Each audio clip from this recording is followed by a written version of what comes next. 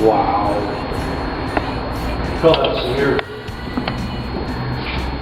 That's so bad. It's probably pitted inside the wheel cylinder there, the metal parts, but you can't. Yeah, they're not even going to be repairable. Rebuild it. Oh, if you got your funky bus fare.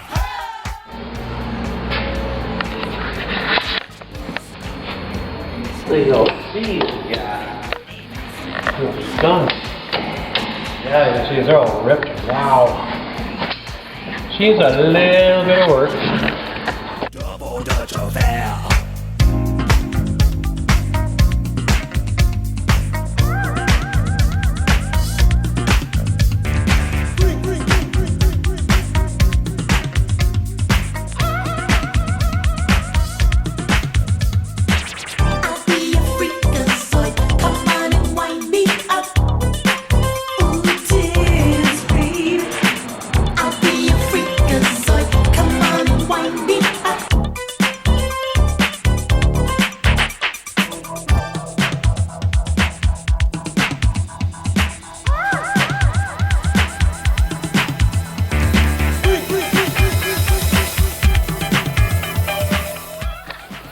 They put a new rubber flex hose on the rear end. Most people don't replace these. It's a good idea to replace them because if you don't, what happens inside, they actually shrink inside and close off the fluid flow, and your rear brakes don't work anymore. Most people figure, well, oh, why should I replace it? My rear brakes don't wear out. They don't wear out, so they're not being used. I like to replace them all the time. They're cheap and it's a really good idea to do, and put new steel lines in at the same time. Then you know your braking system's got the proper hydraulic pressure going to it.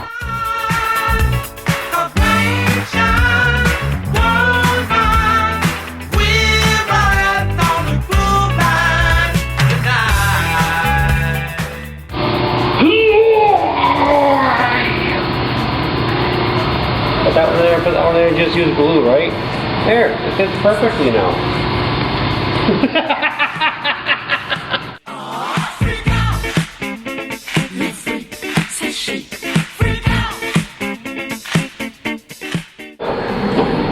Never put your hands in the solvent tank without protective hand wear. It's called gloves. You do what I'm doing. I can do that because I don't have long to live anyway. I'm old.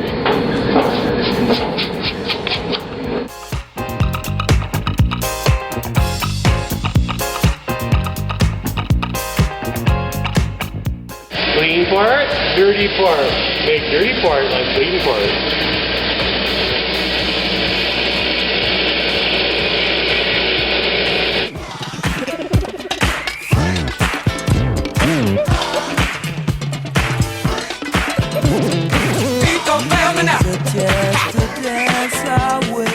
Emergency brake cables on this Maverick originally had two different length cables and outside housings. This was a short outside housing, this is a long outside housing. One's supposed to be for one side of the car, one's supposed to be for the other side of the car. This rear end housing is being changed. It's supposed to be 9-inch brakes, now it's a 10-inch brake.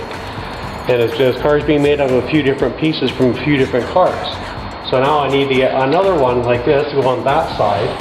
And so I can line them up so I can get up towards the front on both sides. Then I have to have something else to go from here into where it's supposed to pull from the other cable from up on the hand control down here, find out where all the rest of those pieces are at and see if I can make something else work. And put a new cable in from under the dash down here that we had to do a little bit of work to get it out from the dash. As you'll see in a minute. Here's my chance to dance my way out of my station.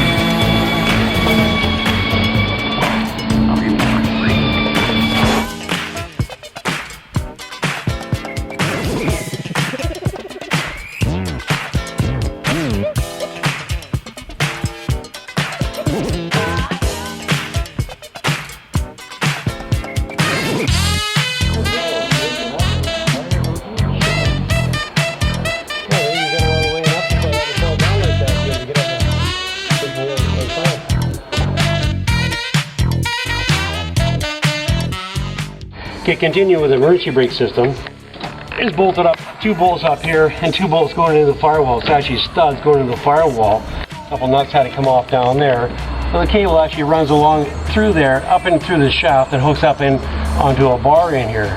So I had to take the pin out that holds the wheel in for the emergency brake cable. And the steering column was through here, and there was a shelf underneath here which all had to be removed so I can access it. There's a clip that holds this housing in for the emergency brake cable, and it's never designed to come apart. The car's only designed to last 5 years. It's way past 5 years now. So to get that clip out of there, we had to take the steering column out of there so we can get at the clip that was in there. And I had to use torches to heat it up, get through from the inside by the firewall, pull the clip out so I can pull out this and get this piece of housing out so I can get that out. So then I can get the rest of the cable out from inside, go into the emergency brake handle. It's quite a bit of work just for an emergency brake system, but it's kind of important if you need it. Hey, baby, what's that you do? Well, it looks like your body is talking to me. I'm hearing something. What's that? Go on, get it, girl. A backing plate. This one's grooved where the brake shoe likes to sit. On the Fords are really bad for this because they just have a sharp piece of metal that sits on here with the brake pad material on there. And it wears out when the shoe moves back and forth. And the shoe will actually sit in this little groove and stick in there and wear it out a little bit quicker. There's two ways to fix it. You can ignore it, which I choose not to do, or you can weld it up and grind it smooth again so you get as close as you can, which is pretty close. Or the best way to do is to replace the backing plate. To replace the backing plate, you need to take the axle out. If you're going to take the axle out, you should put new bearings and seals in there. Since we don't know how old they are, they're not leaking when I got it, but we don't know how long it's going to be till they start to leak. If they start to leak, it's going to ruin everything we just did in here. So I'd recommend doing it.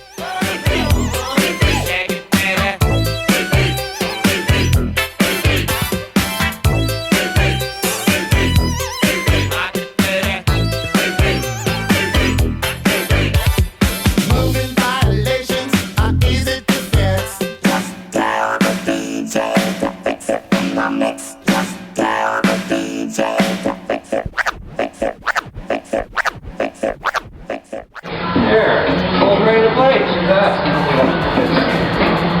Okay, like I'm supposed to be up there. Almost, eh? Almost right and everything, eh? Son of a gun. There, twin pipes, dual exhaust even.